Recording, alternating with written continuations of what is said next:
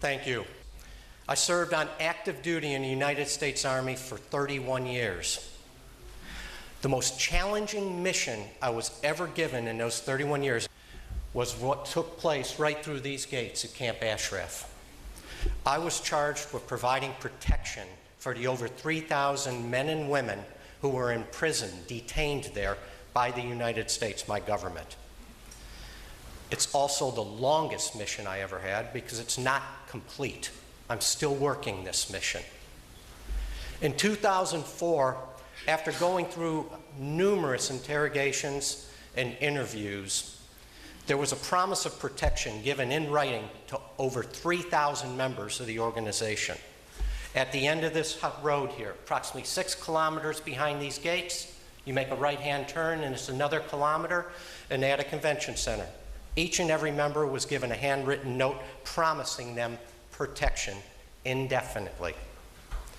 Well, when I left there in 2005, we were providing that protection.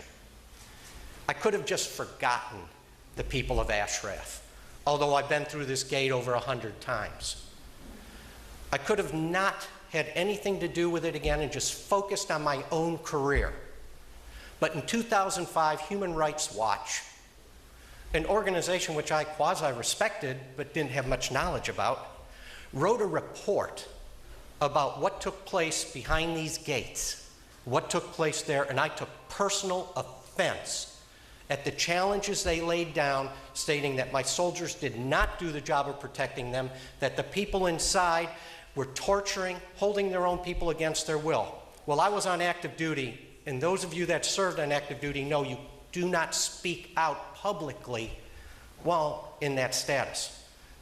I could not live with myself. I could not fulfill my mission of protecting them unless I spoke out. I wrote a letter to the director of Human Rights Watch countering his report, letting him know there was no torture going on, and I know firsthand because I raided the individual camps at 2 in the morning.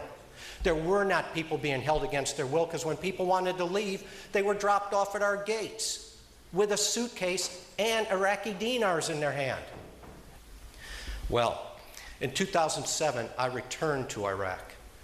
I went back to Ashraf as General Petraeus's police rebuilder. I was in charge of rebuilding the Iraqi police during what you know as the surge. I convinced and assured the people of Ashraf, since we were still providing them protection at this point, and then when I departed in 2008, shortly thereafter, we, the United States, abandoned our promise and turned over the over 3,000 men and women to the Iraqis. Well, in that time frame, many have died at the hands of the Iraqis and their Iranian puppeteers.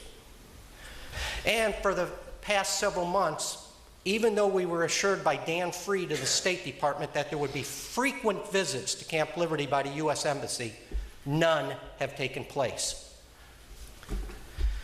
I knew, lived with, ate, worked with, and sweated with many of the individuals on that board right there. And I venture that every one of the people on that board knew me. I knew most of them personally.